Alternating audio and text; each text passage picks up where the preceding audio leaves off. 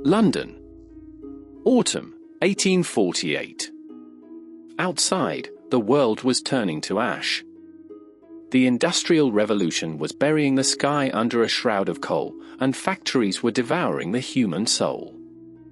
In the official art academies, students were forced to copy the same lifeless formulas, the same muddy, brown shadows handed down since the late Renaissance. Art had become predictable. It had lost its ghost. But in a small workshop illuminated only by candlelight, 3 young men looked at their oil-stained hands. They were barely 20 years old.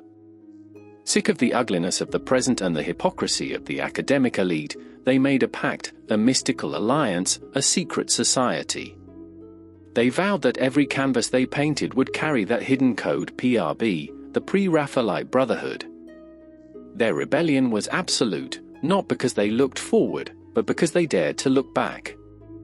To return to a time before the painter Raphael.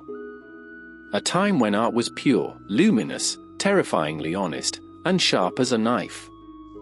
This is the story of 3 friends who challenged their century, only to become prisoners of their own obsessions. The first of them was the prodigy, John Everett Millais.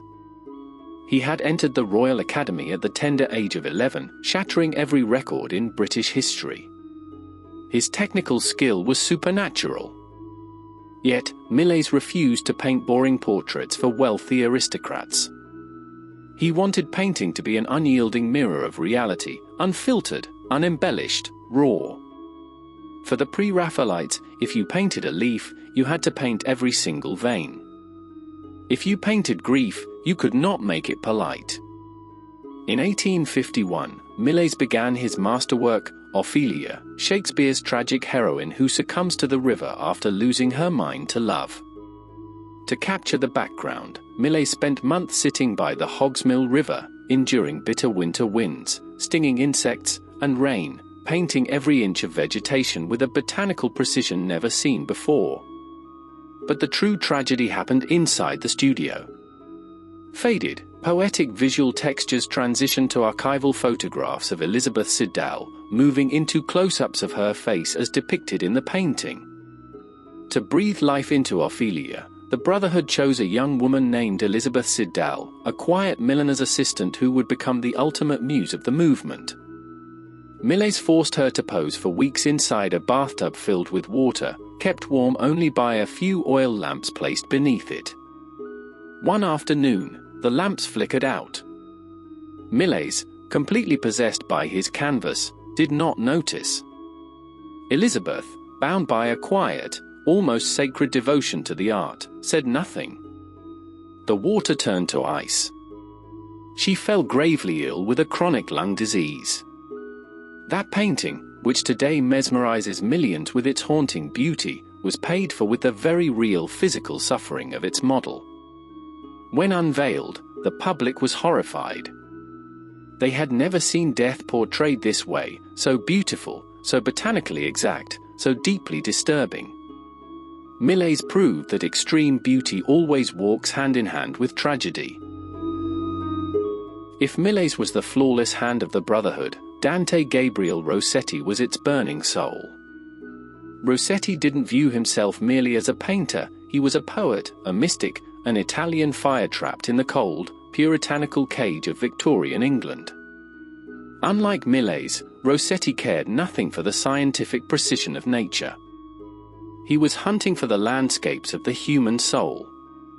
He was consumed by Arthurian legends, the poetry of Dante Alighieri, and a dangerous, medieval obsession with courtly love. The moment Elizabeth Siddal stepped into their circle, Rossetti claimed her. She became his lover, his student, his muse, and his torment. He painted her hundreds of times, transforming her on canvas into a celestial, melancholic deity. But Rossetti's love was a fire that consumed everything it touched. Devastated by his infidelities and the agonizing loss of a stillborn child, Elizabeth turned to laudanum to numb her pain. One night, she took too much. She closed her eyes forever. Drowned in guilt and driven by a desperate romantic madness, Rossetti placed his only manuscript of love poems into Elizabeth's coffin. He tucked the pages into her long, flowing red hair and buried his words with her. Years passed, and Rossetti's obsession decayed into madness. Haunted by a fading literary career, 7 years after her death, he obtained a macabre government permit to exhume his wife's body in the dead of night. Witnesses claimed that under the flickering light of torches, when the coffin lid was lifted, Elizabeth's body had barely changed. They whispered that his poems were still there, tangled in a sea of golden red hair that seemed to still glow in the darkness. Rossetti's art was altered forever. It grew heavier, more sensual, darker. His canvases became populated by women with hypnotic, accusatory stares and forbidden lips. He was painting to escape the daylight, searching in every brushstroke for a ghost that would never return. The third pillar of the Brotherhood was the absolute opposite of Rossetti. William Holman Hunt. If Rossetti was bohemian passion and Millais was technical perfection, Hunt was the unshakable faith, the moral compass of the group. Hunt believed art had a divine commandment to reveal the absolute, moral truth of the world. While other artists stayed in their comfortable, warm London studios imagining biblical scenes, Hunt decided that if he was going to paint the world of Christ, he had to bleed under the very same sun. In an act of astonishing fanaticism, Hunt packed his paints and traveled to the Holy Land. He spent years in the desolate deserts of Palestine and Jordan, painting under a blinding heat, constantly threatened by bandits, disease, and starvation.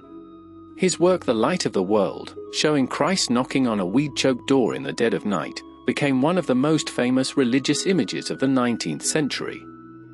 Every detail, the rusted nails of the door, the lantern light glinting off the frozen morning dew, was painted by Hunt outdoors, at 3 o'clock in the morning, in the dead of the English winter, with his fingers frozen stiff.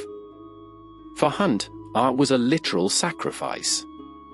An obsessive quest for truth that accepted no shortcuts and no lies. When the Pre-Raphaelite Brotherhood finally revealed their work to the world, openly carrying the secret PRB signature, Victorian society erupted in fury. The critics were blinded by the colors, too bright, too electric, completely lacking the comfortable, dark shadows they were used to. But what truly wounded them was the honesty. Charles Dickens himself penned a vicious attack against Millais's painting of the Holy Family in the carpenter's shop. Dickens described the Virgin Mary as a hideous, neck-wretched, alcoholic woman, and the young Christ as a wry-necked boy in a nightgown. Society was not ready to see saints with dirt under their fingernails, calloused hands, and bodies worn down by real, honest labor. They were branded as blasphemers, rebels, and saboteurs of good taste. The Brotherhood was on the brink of ruin. Yet, just as the doors were closing, the most powerful art critic in England, John Ruskin, stepped forward. Ruskin saw in these young rebels what no one else could, the only spark of genius in a dying, mechanical century. His public defense saved them. But fame, as it always does, brought distance. Like all secret societies born of youth, time eventually dissolved the Brotherhood. Millais succumbed to the commercial world, joining the very academy he swore to destroy, eventually becoming immensely wealthy and a Sir of the Crown. Hunt continued his lonely, fanatical crusade across the deserts of the world. And Rossetti locked himself inside a decaying mansion, surrounded by exotic animals, drowning his mind in chloral hydrate and the memory of his dead muse. The Pre-Raphaelite Brotherhood lasted only a handful of years as a unified front. But their fire refused to go out.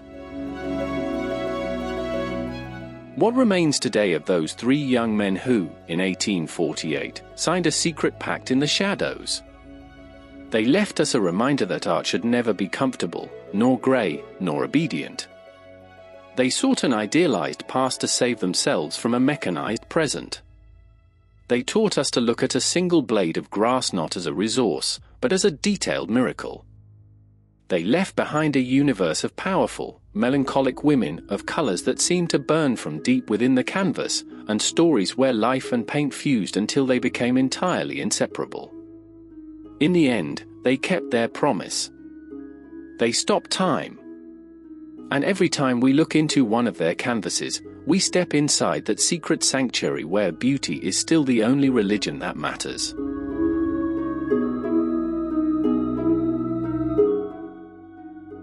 The Blaze of Art is an independent project born in Argentina to rescue and preserve the most fascinating stories in art history.